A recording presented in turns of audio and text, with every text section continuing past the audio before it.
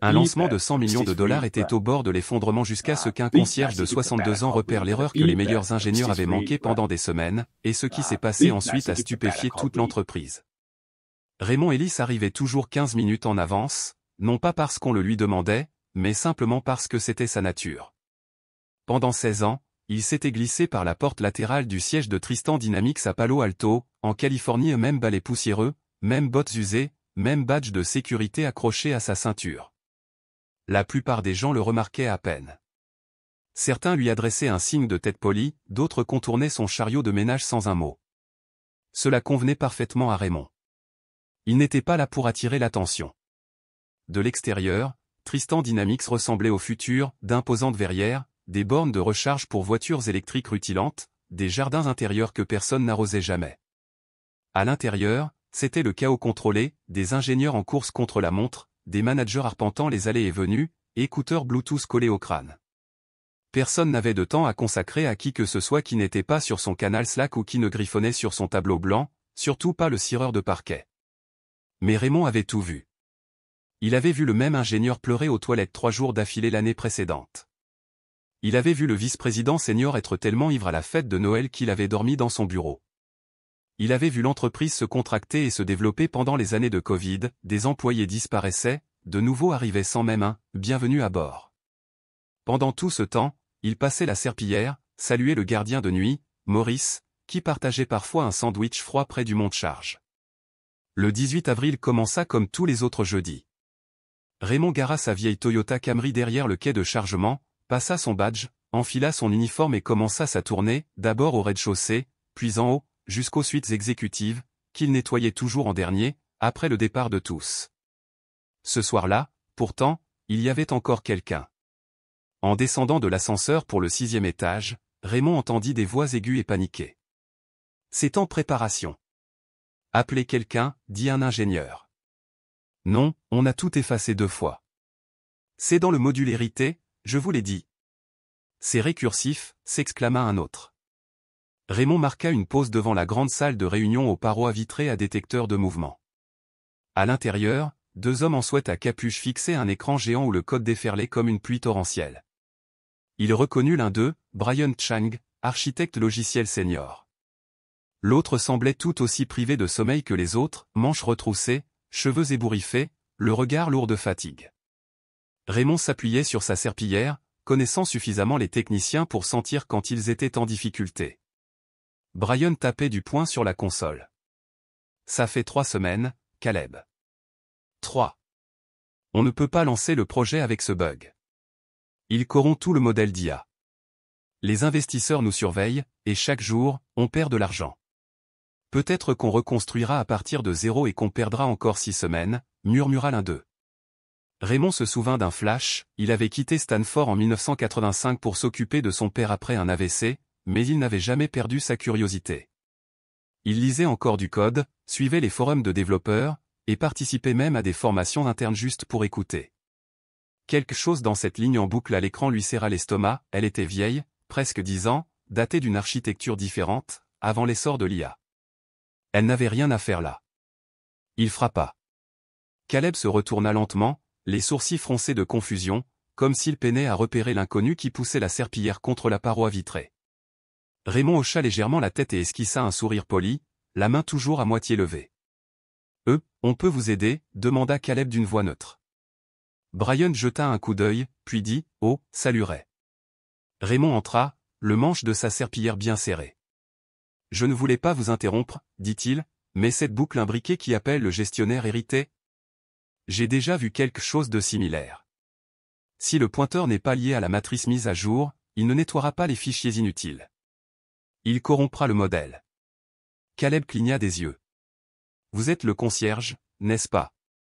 Raymond ne broncha pas, « Oui, monsieur. » Brian intervint, « Raymond est là depuis toujours, il est intelligent. Il en sait plus que des tonnes. » Encouragé, Raymond pointa l'écran du doigt, « Cet appel au trait d'initialisation hérité a été écrit avant l'existence de votre nouveau framework. Les gestionnaires de déchets ne suppriment jamais les objets orphelins. Cette boucle récursive double les appels à chaque cycle, ce qui encombre le pool de threads. » Les yeux de Brian s'écarquillèrent. Ça explique le dépassement de mémoire. Raymond hocha la tête. C'est pour ça que l'IA cale après la 7e passe. Ce n'est pas l'algorithme, c'est une corruption de mémoire. Caleb croisa les bras. Tu dis que 3 semaines de débogage étaient dues à une fuite de mémoire dans un ancien code. Raymond haussa les épaules. Brian tapa immédiatement une solution en une seule ligne, rediriger le gestionnaire, vider le cache. Ils retinrent leur souffle. 5 secondes, dit, les erreurs rouges disparurent. Le pipeline ronronna doucement, les modules indiquant une stabilité. Caleb murmura, c'est quoi ce bordel? Brian se tourna vers Raymond, le rire s'apaisant. Tu as réglé le problème, Ray. Tu as vraiment réglé le problème. Caleb paraissait encore abasourdi. Depuis combien de temps travailles-tu ici? 16 ans, répondit Raymond. J'ai commencé juste après le décès de ma mère. Avant, Stanford informatique. J'ai abandonné en 3e année. Sans un mot, Raymond prit sa serpillière et se dirigea vers la porte. Tu peux consulter les journaux, dit-il par-dessus son épaule. Mais je nettoierai cet héritage Stratovolt lors de la prochaine construction. Bryant l'appela, Ray, attends. Il faut prévenir Madison. Raymond ne se retourna pas, les nouvelles vont vite, dit-il. Vendredi matin, son nom était partout, pas de mail, pas d'annonce, juste des murmures dans les cuisines et des messages Slack tard le soir, tu as entendu parler du concierge qui a corrigé le bug de l'IA. La plupart n'y croyaient pas. Certains pensaient à une métaphore, le concierge qui avait nettoyé le code. Impossible que ce soit le vrai concierge en bleu de travail gris, cheveux poivre et sel, passant l'aspirateur en silence autour de leur bureau. Pourtant, lorsque des ingénieurs juniors l'aperçurent poussant sa serpillière dans le couloir, ils s'interrompirent au milieu de la conversation et le fixèrent du regard. Raymond ne leva pas les yeux. Il ne changea pas de rythme. Il fit simplement ce qu'il avait toujours fait, travailler. Et même si cette attention le mettait mal à l'aise, il éprouvait une satisfaction silencieuse, parfois, les plus grandes avancées viennent des héros les plus improbables. Il n'avait parlé que parce que le problème était évident, du moins pour lui, et si quelque chose d'évident blesse les gens, il faut le réparer. C'est ce que son père disait, si on voit une fuite, on la colmate. Peu importe qu'on soit le patron ou le responsable des balais. Pourtant, il était difficile d'ignorer le changement de comportement envers lui. Ceux qui passaient autrefois sans un regard lui adressaient maintenant des sourires polis. Quelques-uns le remerciaient même. Une jeune programmeuse nommée Sienna l'arrêta dans le couloir. « Je voulais juste te dire, rayonna-t-elle, c'est incroyable ce que tu as fait. Tu as sauvé notre produit. » Raymond rit doucement. « Je ne sais pas. J'ai juste corrigé une ligne de code. » « Oui, mais personne d'autre n'aurait pu, répondit-elle, et il ne protesta pas. Plus tard dans l'après-midi, Raymond vidait des poubelles près de la suite mère lorsque les portes de l'ascenseur s'ouvrirent derrière lui. Il garda la tête basse, peu lui importait qui allait et venait, mais une voix s'exclama, « Monsieur Ellis ?» Il se retourna et vit Madison Rowe, PDG, cofondatrice, diplômée du MIT, toujours impeccable, tant par sa tenue que par son ton. Ce jour-là, elle portait un blazer bleu marine et un regard qui semblait lire dans les pensées en moins de 10 secondes. « Madame, j'ai entendu dire que vous aviez aidé à résoudre la panne du pipeline, réussit-il à dire. J'ai fait une suggestion. Bryant et Caleb ont fait le travail, ajouta-t-il en évitant son regard. Elle s'approcha. D'après ce que j'ai compris, votre suggestion nous a évité de perdre plusieurs contrats, et peut-être des millions de dollars. Raymond ne dit rien. Elle lui tendit la main. Je ne crois pas que nous nous soyons rencontrés officiellement. Madison Rowe. Raymond s'essuya la main sur son uniforme avant de serrer la sienne. Raymond Ellis. Sa poigne était ferme, mais sans force, tandis qu'elle examinait son visage. « Pourquoi n'as-tu rien dit plus tôt ?» demanda-t-elle. « Je pensais que ce n'était pas mon rôle, » admit-il. Elle pencha la tête. « Et que serait-il arrivé si tu n'avais rien dit hier soir ?» Il haussa les épaules. « Je me suis dit que ça aurait pris quelques semaines de plus. Ou peut-être que quelqu'un d'autre l'aurait remarqué. » Madison le regarda un long moment. « J'aimerais te parler, sérieusement. Tu as 10 minutes ?» Il jeta un coup d'œil à son seau à serpillière. « Je suis de service. »« Je m'en charge, » dit-elle. Elle le conduisit devant les portes de la direction, dans un bureau élégant et vitré où il n'avait jamais mis les pieds. Il s'assit prudemment, ne voulant pas laisser de traces sur les meubles. Elle s'installa en face de lui. Dis-moi, pourquoi es-tu concierge ici? Raymond prit une profonde inspiration. J'étudiais les systèmes à Stanford, j'ai fait de bons résultats. Mais mon père a eu un AVC, et j'ai arrêté mes études pour m'occuper de lui. Après ça, j'avais besoin d'un emploi stable avec des avantages sociaux. Sans interruption. Elle hocha la tête. Je pensais rester ici quelques mois. Finalement, ça a duré des années. Le travail est honnête. Payé à temps. Madison se pencha en avant. Veux-tu retourner à l'ingénierie? À 62 ans, Raymond haussa un sourcil. Peu importe que tu aies 90 ans, dit-elle. Ce que tu as fait hier soir n'était pas de la chance. C'était de l'expertise. Il secoua la tête. Ce n'est pas un truc qu'on donne à mon âge. Elle sourit faiblement. Tu serais surpris de ce qui est possible quand les bonnes personnes regardent. 2 jours plus tard, Raymond trouva dans son casier une lourde enveloppe au papier épais, en tête dorée. À l'intérieur, un mot signé de la main de Madison Rowe et une offre d'intégrer le département développement IA en tant qu'analyste système junior. Junior, dit-il en riant doucement à 62 ans, ce titre semblait une plaisanterie. Mais le salaire, la couverture médicale complète, les actions, les horaires flexibles, c'était plus que ce qu'il avait gagné en 5 ans. Pourtant, il n'a pas dit oui tout de suite. Il a plié la lettre et l'a glissée dans sa poche, puis a pris sa serpillière et s'est dirigé vers la cuisine de direction. La routine était réconfortante, la routine ne jugeait pas. Ce soir-là, il a appelé sa fille, Patrice, qui vivait à Valliero. Elle a décroché à la 2e sonnerie. « Papa, ça va ?» demanda-t-elle. « Je vais bien », répondit-il, et il lui raconta tout, de la dispute entendue au rendez-vous avec Madison. Après un long silence, elle demanda, « Alors, qu'est-ce que tu vas faire ?»« Je ne sais pas, » admit-il. « C'est formidable. Comme se mettre à la place de quelqu'un d'autre. Il serait peut-être temps que quelqu'un te donne la tienne, dit-elle doucement. Il repensa à ses paroles tandis qu'il somnolait toute la nuit. Au matin, il laissa un mot à Maurice, l'agent de sécurité, « Je serai dans une autre partie du bâtiment aujourd'hui. Ne les laissez pas changer la formule du nettoyant pour sol, celui au citron est trop liquide. » Puis il entra dans les RH et accepta le poste. L'orientation se brouilla, formulaire, email, badge avec un nouveau code de service. Le plus gros changement était l'absence d'uniforme. Son premier jour au laboratoire d'IA fut embarrassant. Certains collègues levèrent les yeux, d'autres non. Bryant lui adressa un léger sourire, Caleb resta concentré sur son écran. Ils l'installèrent à un bureau avec 2 écrans et un bloc-notes, la configuration même dont il avait rêvé à 22 ans. Les débuts n'étaient pas faciles. Les réunions lui donnaient l'impression d'entrer dans une pièce en plein milieu d'une blague, sténographie, rythme effréné, framework qu'il n'avait pas touché depuis des années. Il a donc fait ce qu'il faisait le mieux, observer, écouter et être attentif. Il a lu la documentation jusqu'à minuit, réécrit des exemples de code pour apprendre l'architecture. Un soir, Bryant le trouva encore à son bureau. « Tu sais que tu n'as rien à prouver, n'est-ce pas ?» dit-il doucement. Raymond leva les yeux. « Je ne prouve rien à personne, sauf à moi-même. » Bryant hocha la tête. « Bon, si ça peut t'aider, à propos du bug que tu as trouvé. On a vérifié les journaux. Tu avais tout à fait raison. » Dès la 2e semaine, il apportait de petites corrections, optimisation des pipelines de données, signalement des boucles redondantes. Il parlait peu en réunion, mais lorsqu'il le faisait, on l'écoutait. Sa voix était emplie d'une gravité née de la vie, et non des titres. Tout le monde n'était pas ravi. Quelques jeunes développeurs ont murmuré, et quelqu'un a laissé un mot anonyme sur le tableau blanc, « Si vous voulez nettoyer les systèmes, au moins, n'apportez pas de serpillière. » Raymond l'a effacé sans un mot, mais l'encre est plus difficile à effacer. Dès la 3e semaine, l'histoire avait échappé à Tristan Dynamics.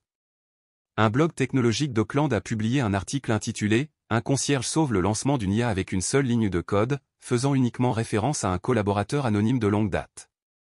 Pourtant, les spéculations ont fusé sur Reddit, Twitter et LinkedIn. Certains ont parlé d'un coup de chance, d'autres ont salué un génie caché. Les choses allaient devenir encore plus compliquées, mais Raymond Ellis, concierge devenu analyste junior, était prêt à affronter ce qui allait suivre. Il prenait des nouvelles de Raymond tous les matins, parfois en lui apportant un café, parfois un magazine technique dont il pouvait discuter au déjeuner. Mais avec le temps, Caleb devint plus silencieux et froid. Il cessa d'inviter Raymond aux réunions et, lors des brainstorming, le contourna complètement. Un jour, alors que Raymond proposait une suggestion sur un problème de modélisation, Caleb le coupa au milieu d'une phrase. « On ne fait pas d'introduction au CIC, dit-il sèchement. Restons concentrés. » Le silence se fit. Raymond ne dit rien, il se contenta de griffonner une note dans son carnet et continua d'écouter. Plus tard dans l'après-midi, Sienna, du service qualité, le rejoignit près du distributeur. « Ne le laisse pas t'atteindre, dit-elle gentiment. Certaines personnes ne savent pas faire preuve d'humilité. » Raymond sourit. « Je traîne avec des hommes comme lui depuis des années. Leur ton n'a pas changé, seulement leur titre. Le véritable problème est survenu en fin de semaine. » Raymond a soumis une suggestion de correctif pour l'un des modules de normalisation des données de l'IA, une simple modification pour une meilleure détection des erreurs et une syntaxe plus claire. Il l'a testé dans le bac à sable, et tout a fonctionné. Mais la demande d'extraction a été rejetée, aucun retour, juste un tampon rouge et une note laconique de Caleb, protocole non standard. Le soir même, Raymond a reçu un email des RH lui demandant s'il serait disponible pour un rapide contrôle d'adéquation culturelle lundi prochain. Il n'a pas été surpris. Vendredi après-midi, il prit l'ascenseur jusqu'au 6e étage non pas pour son trajet habituel de nettoyage, mais pour la bibliothèque de l'entreprise, un espace vitré du sol au plafond, bordé de livres rarement consultés. Il choisit un siège isolé dans un coin, ouvrit son ordinateur portable et commença à écrire. Il n'était pas en colère, juste fatigué. Il repensa à toutes ces années passées à balayer ces mêmes sols que Caleb arpentait maintenant avec arrogance. Combien de personnes brillantes avaient traversé ces couloirs sans jamais être vues? Combien de voix avaient été trop faibles, trop âgées, trop brunes ou trop douces pour être entendues dans des pièces imprégnées de certitude? Il était encore en train de taper quand quelqu'un s'éclaircit la gorge. C'était Madison. Elle portait un jean et un pull gris, pas de blazer, pas de soutien. « Ça vous dérange si je m'assois » demanda-t-elle. Il ferma son ordinateur portable et désigna la chaise en face de lui. « J'ai entendu parler de votre soumission de patch » dit-elle doucement. Raymond hocha la tête. « Il n'a pas passé l'inspection, je suppose. » Elle pencha la tête. « Vous ont-ils donné une raison ? » Une question de protocole, pas de normes. Il leva les yeux. Ça a fonctionné, et c'était sûr, mais ce n'était pas populaire. Madison expira lentement. Vous savez, quand on a lancé cette entreprise, l'idée était de construire quelque chose d'intelligent et de différent. Mais la différence s'use dans un endroit comme celui-ci, les gens se sentent à l'aise, se sentent en sécurité et arrêtent d'écouter des voix inconnues. Raymond se pencha en arrière. Et alors, que faites-vous quand ça arrive ? Vous leur rappelez pourquoi on a commencé, dit-elle doucement, et vous vous assurez que les gens comme vous n'ont pas besoin de crier pour se faire entendre. Il ne répondit pas, se contentant de regarder par la fenêtre. Madison se leva. Venez à la mairie la semaine prochaine. Je pense qu'il est temps que plus de gens entendent votre nom. Le jeudi suivant, la réunion publique de Tristan Dynamics a attiré une foule plus nombreuse que d'habitude. Le déjeuner offert par le traiteur du Taille Place du centre-ville n'était pas le seul atout, même si cela a contribué à l'attractivité. Les rumeurs allaient bon train, certains y voyaient un coup de pub, d'autres une tentative de limiter les dégâts après la parution d'un article de blog anonyme sur Wired et Fast Company. Personne ne savait à quoi s'attendre, l'auditorium rempli de programmeurs penchés sur leurs ordinateurs portables, de designers consultant leurs messages Slack et de cadres intermédiaires serrant des dossiers intacts. L'atmosphère était saturée de tension et de curiosité. Raymond était assis dans un coin du fond, vêtu d'une chemise boutonnée propre et de sa vieille montre préférée, celle que Patrice lui avait offerte pour la fête des pères 5 ans plus tôt. Il n'avait pas apporté son ordinateur portable, juste un petit bloc-notes, et il n'avait aucune idée de ce que Madison allait dire. Elle est entrée sur scène avec une assurance sereine, sans texte en main. Elle n'a pas commencé par des indicateurs, une stratégie ou des perspectives trimestrielles, et n'a pas non plus mentionné de marge bénéficiaire ou de part de marché. Elle a plutôt dit « Je veux vous raconter une histoire ». Le silence retomba dans la salle. Le mois dernier, le lancement de notre IA a rencontré un sérieux problème, des millions étaient en jeu, ainsi que des semaines de travail de certaines des personnes les plus brillantes que j'ai jamais connues. Nous avons cherché des réponses partout, et puis quelque chose s'est produit. Elle regarda vers le fond, droit vers Raymond. Quelqu'un qui n'était pas dans la salle, qui n'était pas sur les fils de discussion Slack, qui n'avait même pas de connexion au serveur de développement, a vu quelque chose que nous ignorions, et il a réagi. Des murmures parcoururent l'auditoire. Raymond Ellis travaille ici depuis 16 ans. La plupart d'entre vous le connaissent, mais ignorent son nom. Il a nettoyé nos bureaux, vidé nos poubelles, ciré nos sols. Il a vu toutes les facettes de nous, le meilleur comme le pire. Elle marqua une pause. Le mois dernier, il a sauvé cette entreprise. Il n'y eut toujours pas d'applaudissements, seulement des yeux écarquillés et des sièges qui bougeaient. Je ne veux pas que ce soit une question de charité, poursuivit Madison. Ce n'est pas un moment de réconfort. C'est un signal d'alarme.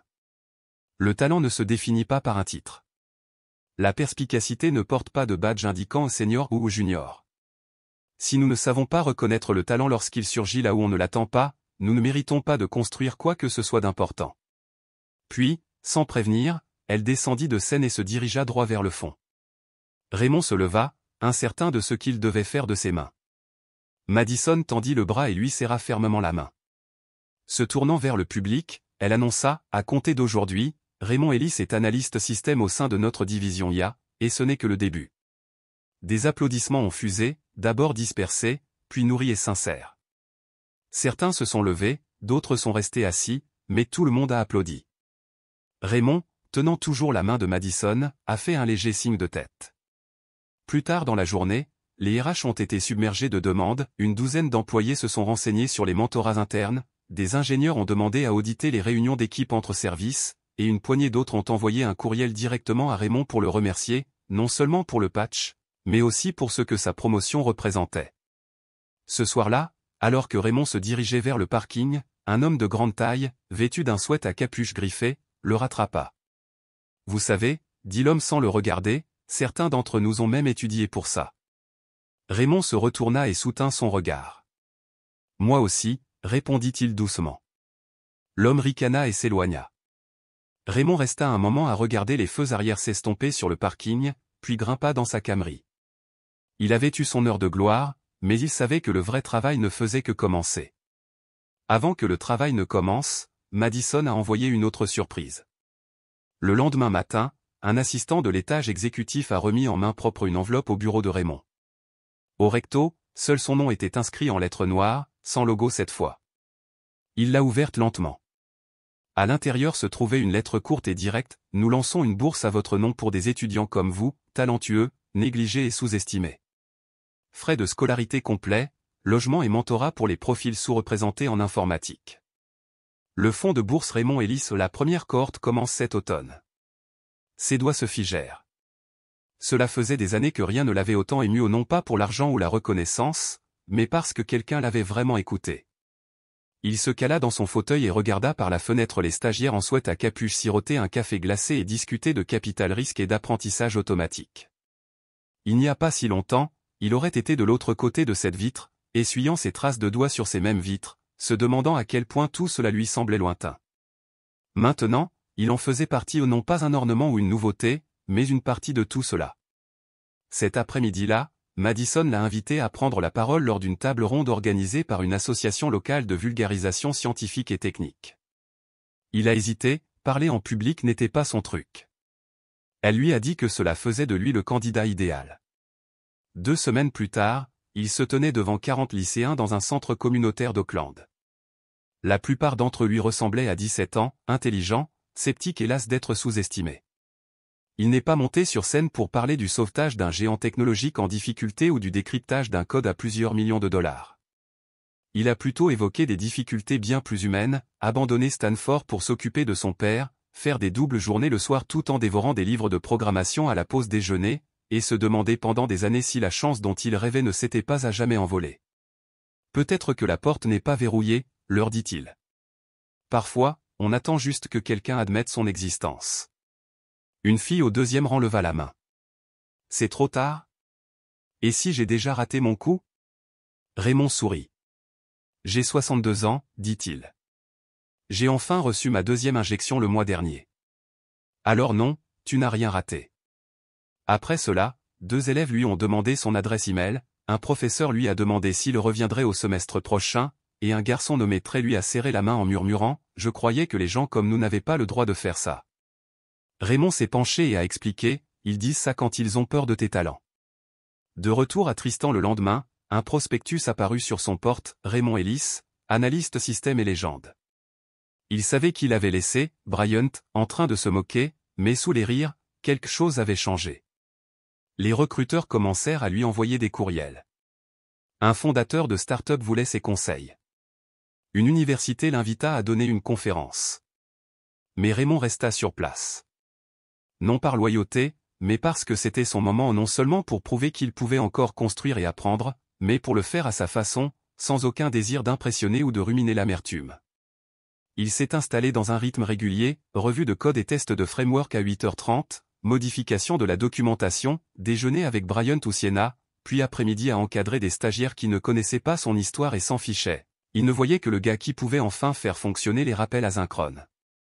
À la fin de la journée, il repassait devant les mêmes couloirs qu'il avait autrefois nettoyés, redressant encore les chaises et vidant les poubelles par habitude. Les vieilles routines ne meurent pas, elles s'adaptent, tout simplement. Mais le changement engendre la résistance.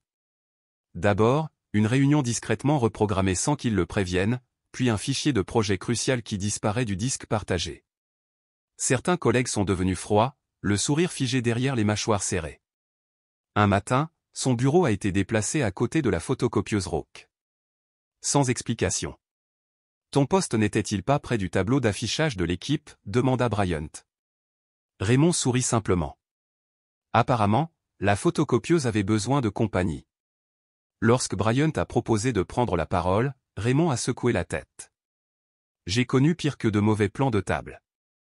Bientôt, Caleb a commencé à critiquer ses idées, se moquant, on ne code plus en 1994, ou disant, suggestion intéressante.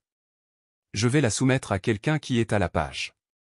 Le pire est arrivé lors de la planification du sprint, lorsque Raymond a présenté un modèle d'arbre de décision d'IA allégé, entièrement testé et documenté, pour finalement être rejeté par Caleb, le jugeant non évolutif et qualifiant ses benchmarks de chanceux. Le silence est revenu dans la salle, et quelqu'un a poliment changé de sujet. Ce soir-là, Raymond était assis sur un banc près du quai de chargement, savourant une tasse de café froid. Le soleil projetait de longues ombres, et il ressentait plus que de la frustration, il se sentait épuisé. Il avait enduré le silence pendant des années, il apprenait maintenant que le bruit, masqué par l'arsène, pouvait peser tout autant. Il ne voulait ni pitié ni fanfare. Il voulait simplement construire. Sienna le trouva là et s'assit tranquillement. Ils ont peur de toi, dit-elle. Il haussa un sourcil. Rappelez-leur qu'ils ne sont pas irremplaçables, a-t-elle poursuivi. Le génie ne se résume pas à un sweat à capuche et à un diplôme en informatique. Il rit. Je ne suis pas un génie. J'ai réparé quelque chose que personne d'autre n'aurait pu faire. Il sirota son café amer. Je ne cherche pas à voler la vedette à qui que ce soit. Je veux juste construire quelque chose qui fonctionne. Elle hésita, puis ajouta, tu ne devrais pas avoir à te battre aussi durement juste pour faire ton travail. Raymond la regarda. Quand je passais la serpillière, je savais exactement ce que les gens pensaient de moi. Au moins, c'était honnête. Elle ne dit rien, mais resta encore un peu. À l'intérieur, la pression montait. Caleb examinait les commis de Raymond comme un détective, signalant le formatage, pinaillant la syntaxe. Il ne l'accusait jamais d'avoir tort, mais lui faisait clairement comprendre qu'il n'avait pas sa place. Puis les RH lui demandèrent de clarifier ses rôles sur les projets routiniers, disait-il, mais avec un soupçon de plus. Un matin, il trouva un post-it sur sa chaise, « Connaissez votre voix ». Ni nom, ni initiale. Il le laissa là, parfaitement centré, il le vit, et il y resta. Mais certains n'acceptent pas le silence comme une force. Le coup suivant serait public, une humiliation orchestrée pour un impact maximal. À l'arrivée de la mairie, la tension montait. Officiellement, il s'agissait de nouvelles initiatives de sensibilisation, mais tout le monde savait que Madison Rowe prévoyait d'annoncer autre chose. Certains serraient leurs bouteilles d'eau plus fort, les conversations s'éteignirent à l'entrée de Raymond. Il avait failli s'absenter, jusqu'à ce que sa fille, Patrice, l'appelle la veille, d'un ton ferme et filial. « Sois présent, papa. » La tête haute. C'est ce qu'il fit. Madison est monté sur la tribune, a remercié l'équipe, puis a marqué une pause. On parle beaucoup d'innovation à briser les barrières, construire des systèmes plus intelligents, mais notre secteur a souvent la même vision et la même pensée. Cette année, nous nous engageons sur quelque chose de différent. Un silence s'est installé. Aujourd'hui, je suis fier de lancer le fonds de bourse Raymond Ellis. Pas de diapositive. Pas d'effet tape à accent grave-l'œil. Juste ces mots et une salle pleine de gens qui ont soudain compris la véritable valeur de l'élimination des barrières. Ce programme comprendra un logement, un mentorat et un stage d'été rémunéré, ici même à Tristan. Il porte le nom de quelqu'un qui nous rappelle que l'excellence ne se manifeste pas toujours avec un cordon et un MacBook. Elle marqua une pause. Briand passe parfois la serpillière et garde la tête basse pendant 16 ans avant que quelqu'un ne l'écoute enfin. Il y eut un silence. Puis quelques applaudissements épars. Puis d'autres. Finalement, toute la salle se leva, tout le monde sauf Caleb. Il n'applaudit pas et ne bougea pas, il fixait simplement le sol, comme si le bruit lui-même l'offensait. Raymond resta assis. Ce n'était pas de l'humilité, mais de la retenue, chaque émotion qu'il avait enfouie au fil des ans bouillonnant sous la surface. Ignoré, traité avec condescendance, il avait tout supporté en silence. Alors que la foule s'épuisait, Brian s'approcha de lui avec un large sourire. « Tu n'aurais jamais cru qu'une bourse porterait ton nom ?» Raymond sourit faiblement. « J'espérais pouvoir envoyer quelqu'un à l'université. Jamais je n'aurais cru que mon nom figurerait sur l'enveloppe. »« Ton père aurait perdu la tête, il aurait pleuré, » a déclaré Bryant. « Il m'aurait dit de ne pas laisser cela changer qui je suis, » a répondu Raymond. Ils sortirent ensemble, et quelque chose de mou atterrit aux pieds de Raymond, un dossier imprimé, l'un des dossiers de bienvenue du programme de bourse, lancé par derrière. Il leva les yeux, Caleb se tenait près du mur, les bras croisés. « Profite bien de ton cadeau de retraite, » ricana Caleb. « J'espère que ça te fera oublier le vrai travail. » Les gens reculèrent. Brian serra les poings, prêt à intervenir, mais Raymond lui toucha le bras. « Laisse-le atterrir, dit-il doucement. Puis il prit le dossier, le glissa sous son bras et continua son chemin. De retour à son bureau, Raymond était assis dans la faible lueur de sa lampe. Il sortit de son tiroir le post-it sur lequel était écrit « Connais ton chemin », le plia en deux et le glissa dans le dossier de la bourse non par dépit, mais pour se le rappeler.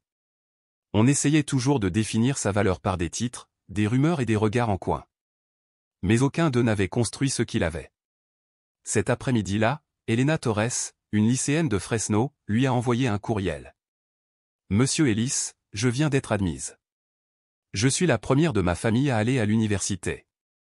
Je veux être comme vous. » Il fixa l'écran, le cœur battant, puis répondit « Ne fais pas comme moi, Elena. Sois meilleure. Je te regarderai. » Raymond ne savait pas encore qu'avant la fin de la semaine, quelque chose se produirait qui forcerait toute l'entreprise, même Caleb, à faire face à ce que signifie réellement le respect. C'était censé être un vendredi matin normal, réunion, café, revue de code, le rythme habituel d'une entreprise qui s'apprête à entamer le week-end. Mais à 11 heures, le système a planté. Pas un simple contretemps ni un redémarrage brutal, toute l'architecture neuronale du modèle diaphare de Tristan s'est figée en plein processus, corrompant des heures de données en temps réel pour leur dernier client pilote, une société de recherche médicale testant des outils de prédiction du cancer. La panique gagna l'atelier d'ingénierie, les messages fusèrent, les commandes rebondirent. Caleb aboya des ordres, remonta des journaux, cria aux stagiaires de vérifier les foutues réserves de mémoire du serveur. Bryant était assis à son bureau, la tête baissée, le front perlant de sueur. Raymond se leva, scruta la trace de la pile et la vit. Il ne dit rien. Il passa devant Caleb sans un mot et désigna la ligne de code à l'écran. Elle fait référence à une version que vous avez rendue obsolète le mois dernier. Elle essaie d'accéder à une table qui n'existe plus. Caleb cligna des yeux. C'est impossible, ce schéma était verrouillé. C'est vrai, répondit Raymond calmement. Quelqu'un a lancé un script de sauvegarde hier à 18h17, probablement pendant le nettoyage. Il a réintroduit l'ancien gestionnaire par erreur. Les doigts de Bryant parcoururent son clavier. Il vérifia les journaux, puis leva les yeux, Raymond avait raison. Le visage de Caleb pâlit. Je n'ai pas, enfin, ce n'était pas signalé lors de la mise en scène. Ce ne serait pas. Vous n'avez pas déployé la version de test vers la bonne branche. Vous l'avez déployée en production, a déclaré Raymond. Un silence de mort. La pièce n'explosa pas, elle devint simplement très silencieuse. Même le bourdonnement constant des alertes Slack sembla s'arrêter, comme si le bâtiment lui-même retenait son souffle. Quelques minutes plus tard, Madison apparut dans l'embrasure de la porte. « Quel est le statut ?» Raymond s'avança. « Problème identifié.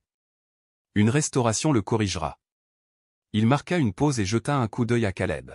« En supposant que nous supprimions les requêtes orphelines, restauration complète dans 10 minutes. » Le regard de Madison se tourna vers Bryant, qui hocha prudemment la tête. « Fais-le, dit-elle. » Raymond retourna à la console, calme, posé et efficace. 10 minutes plus tard, le système était de nouveau en ligne. Tous les journaux étaient restaurés, toutes les données étaient stables. La crise était évitée. Après l'expiration collective, Madison s'éclaircit la gorge. « Tout le monde, prenez votre déjeuner. »« Raymond, veux-tu rester une seconde ?» La salle se vida rapidement. Caleb hésita, s'attarda. « Caleb, dit Madison. » Il n'a pas protesté, pas aujourd'hui. Lorsque la porte se referma, Madison se tourna vers Raymond. « Tu nous as encore sauvés. » Il haussa les épaules. « J'ai juste attrapé quelque chose en avance. »« Non, tu as remarqué quelque chose que quelqu'un d'autre a raté et qu'il n'a pas voulu admettre. »« C'est important. » Elle marqua une pause. « Il va être réaffecté. » Ce n'était pas son premier oubli, mais ce sera le dernier dans cette équipe. Raymond ne sourit pas et ne jubila pas. Il hocha simplement la tête. Puis, à sa grande surprise, il dit « Je ne veux pas de votre respect. Je veux de l'équité. Je veux de l'espace pour réfléchir, pour contribuer. Je veux la même liberté que tout le monde. » Madison hocha lentement la tête. « Tu l'as. » Il se tourna pour partir, mais elle cria « Tu te souviens encore de l'ancien programme de cirage des sols, n'est-ce pas ?» Il sourit. Chaque couloir, chaque tampon. Elle lui sourit en retour. Parce que le bâtiment a encore besoin d'être nettoyé, mais peut-être pas comme avant. Ce soir-là, Raymond était assis dans sa voiture devant son appartement. La rue était calme. Les arbres ondulaient au vent. Une voisine promenait son chien sous la lueur orange du lampadaire. Il repensa à cette journée, l'expression de Caleb lorsqu'il réalisa son erreur, le moment où le silence se transforma en respect, non pas parce que quelqu'un le lui avait donné, mais parce qu'il l'avait mérité à nouveau. 2 fois. Il fouilla dans la boîte à gants et en sortit le post-it plié, « Connaissez votre voix ». Il sourit, le déchira en 2, puis en 4, et laissa les morceaux s'éparpiller sur le siège passager comme un souvenir enfin enterré. Car en vérité, il n'avait jamais oublié sa voix, il avait simplement construit une route entièrement nouvelle et invité d'autres à l'emprunter. Les gens vous sous-estimeront pour 1 million de raisons, votre âge, votre travail, votre silence, mais ce qu'ils ne peuvent pas effacer, c'est ce que vous faites quand personne ne s'attend à ce que vous parliez.